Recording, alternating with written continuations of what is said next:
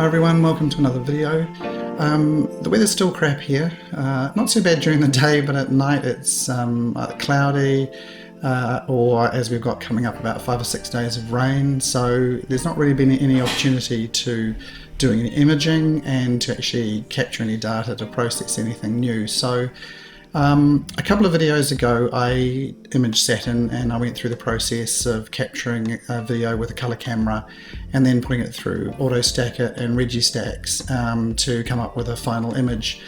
I thought this time I might just run through the process that I did last year on Jupiter when I used a mono camera. Now I actually used the ASI 1600, which is not your typical planetary camera, but it seemed to work really well. With my beta filters, and obviously when you are getting 3 separate videos over time, red, green and blue, you need to derotate those in order to get them to line up to give you a nice final RGB image, and that's where WinJupos is sort of essential really. So I won't go through the whole capturing process. I'm going to use some video files, well actually some images I got off video files from last year when I imaged Jupiter around this time, and to be honest with you, the seeing and transparency was way better than it is at present. I've tried imaging Jupiter at the moment in gaps in the clouds, and it's just not been worth bothering with. I was lucky with that night of Saturn, but so I've got nothing from this year, but I thought I would use some data I collected last year and we'll just run through the process. Okay, so here are the 3 images that I got last year from the videos that I took. These are on the 16th of August 2020, although it says 0940, it was not 9:40 in the morning, it was 9:40 at night. This one was recorded at 9:36, this one at 9:40, this one at 9:39. So I've got my red filter, so there's a minute and a minute of video, and then I stacked the best 50% frames in AutoStackit to get these images. Now I haven't put these through Registax to sharpen them, but you could go to Registax first and sharpen each one and then put them into WinJupos, or you can, the way I did it, and it seemed to work just as well, was I just took the unsharpened versions and threw them into WinJupos. Now, one thing to be aware of, and it's actually a big time saver when it actually comes to dealing with WinJupos, is that when you are going to record your videos, well, either with Firecapture or with SharpCap, make sure that those programs know you want to save WinJupos compatible files. Now I don't have Firecapture loaded up in here, but I'm sure it'll be easy enough to find. But SharpCap, if you just go to File and SharpCap Settings and go to File Names, and you want to tick this Create WinJupos Compatible File Names, and what it means is when you record your video, the program will put into the file name all the information it needs to know is about when you took it, what time you took it, etc., so that it can automatically, WinJupos can automatically take that information from the file as you load it in. If you don't have this, you're going to have to load it in manually. You're going to have to know what time you took it, what the date was, etc., etc. So make sure you have that ticked when you are about to take your videos. So what I'm going to do now is open up WinJupos, and I can put a link in the description as to where you can download it, but it's pretty easy. You just put in WinJupos in Google and you'll find it pretty easily. So you're first presented with this very blank looking screen, which confused me at first because I was like, well, what do I do now? And this program can do a lot of stuff. What we're just going to deal with is derotating your images so you can get a nice RGB image from your videos. So the thing that we're going to do is go up to Program, Celestial Body, and what you want to do is you want to tick whatever celestial body it is that you have imaged. So when I did Saturn the other day, if I wanted to do derotation, but I didn't, but if I wanted to, you can click Saturn. If for Mars and Jupiter, we're just dealing with Jupiter. So it now knows that we've clicked Jupiter, it now knows we're dealing with images of Jupiter. The next is to go to Recording, and we want to do an image measurement.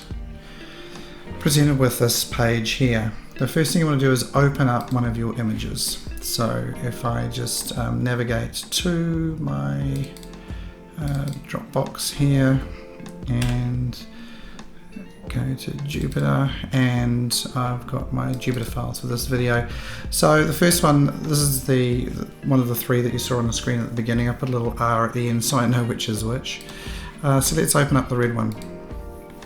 And you're presented with your image and the sort of wireframe surround. And what you want to do is you want to actually get this sort of wire framework to be oriented correctly with Jupyter. You want it to sort of come down and hug the planet nicely. The circle will come down and just run around the edges here.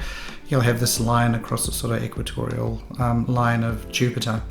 Now, if you want to move it around manually, which you are going to have to do for things like Saturn and Mars, this circle can be shrunk by using some keys, but the first thing we need to do is go over to the ADJ, I presume, for adjustment.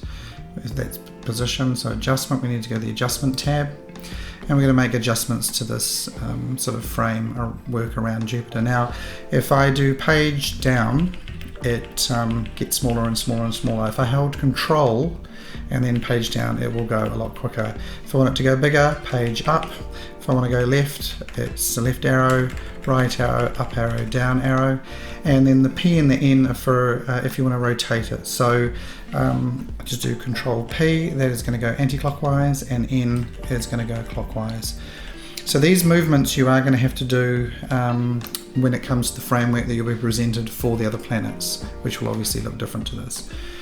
The advantage with Jupyter is that Jupyter, and I guess because it's got such nice cloud formation and easy orientation marks, you can click on here, outline frame, and you can hit automatic detection. This only works for Jupyter, and it'll snap to the planet. And now it's got that information, everything it needs to know for the orientation of the planet for derotation. If we come back to the image, you can see here, because I saved the original video as a WinJupos compatible file, it knew that I took it at 9:36 on the 16th of August 2020. I didn't have to add that information in.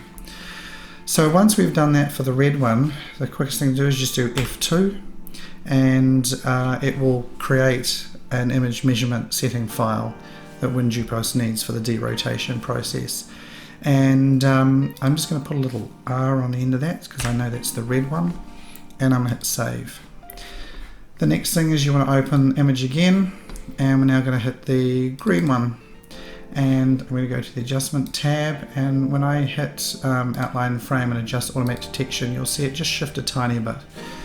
So it's got that information. F2, we'll just put it in the same place. I'm just going to put a little G on the end there so I know it's the green one. Save, and then back to image, open image, and the blue one, and adjust outline frame, automatic detection.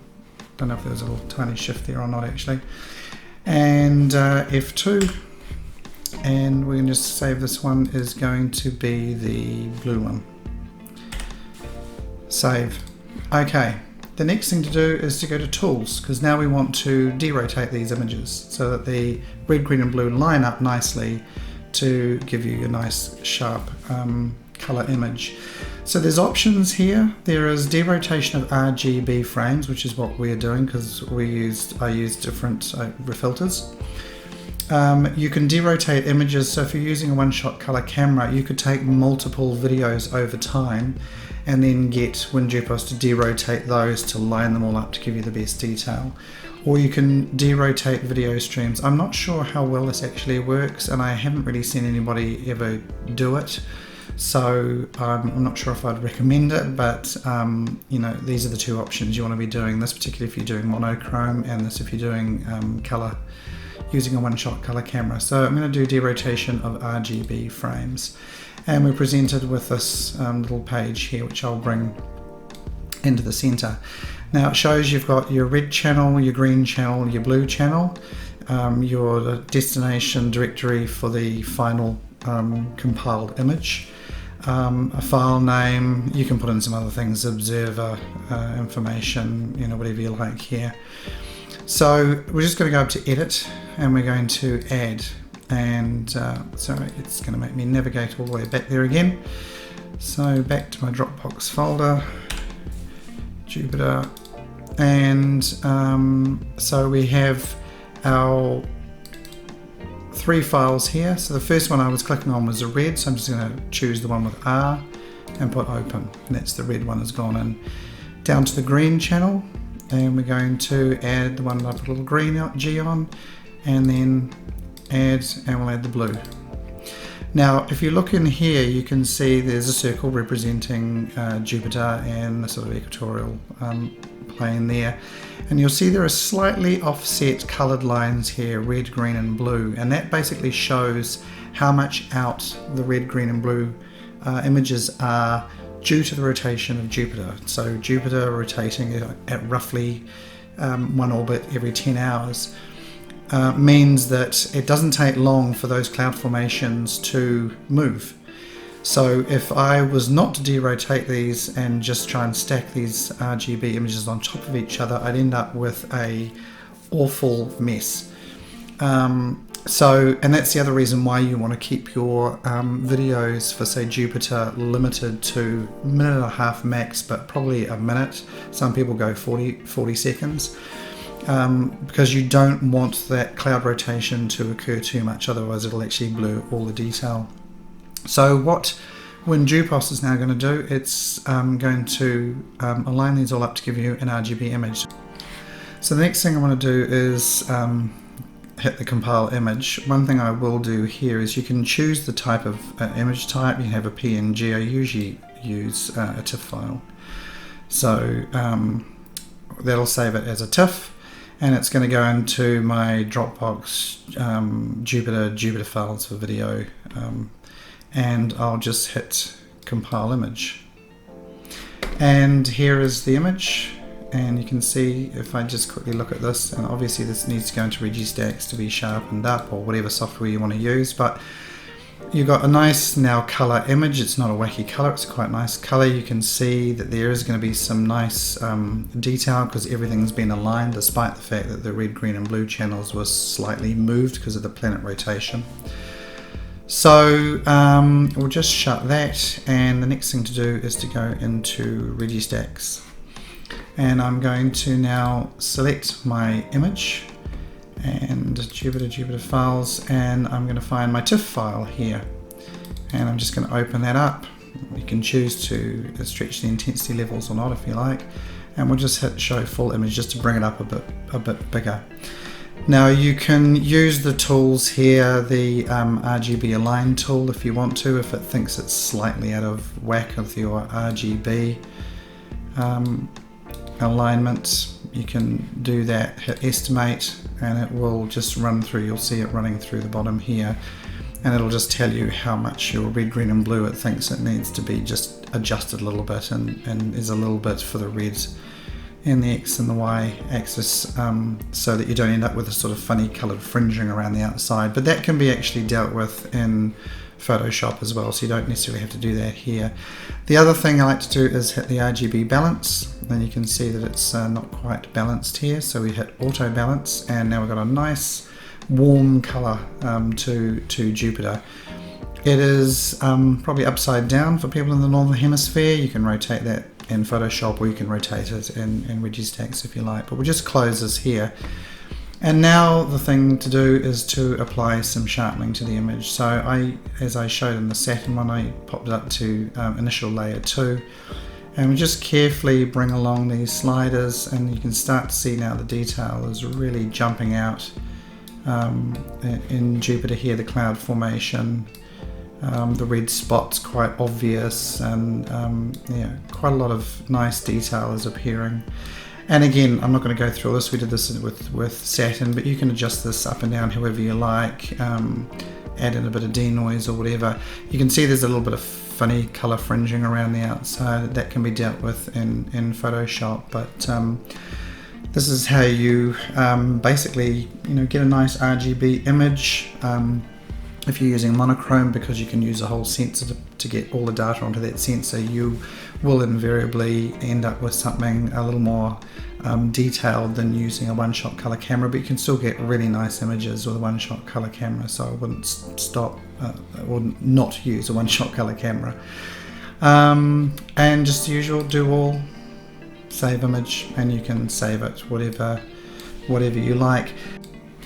So like these images which are not sharpened, they haven't gone through Registax, I did do a way around of doing it where I actually pre-sharpened them first, then took them into WinJupo. So for example, this was the, no, that's not the one, sorry about that, gotta go to the right file, pre-sharpened.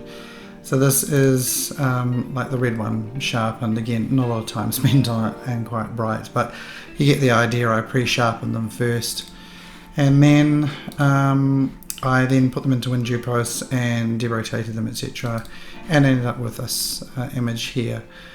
So if I just open up this one, and this is one where I haven't spent much time on, but and so this one looks a lot brighter because I did actually increase the brightness here compared to this one, but you can see the detail is pretty similar, and this is more varies from that one because it's not quite as bright and I haven't adjusted the contrast and color, etc. But either way, either sharpening your images beforehand, then going to WinJupo, or just putting them in unsharpened and then putting them into Registax later gives very similar results.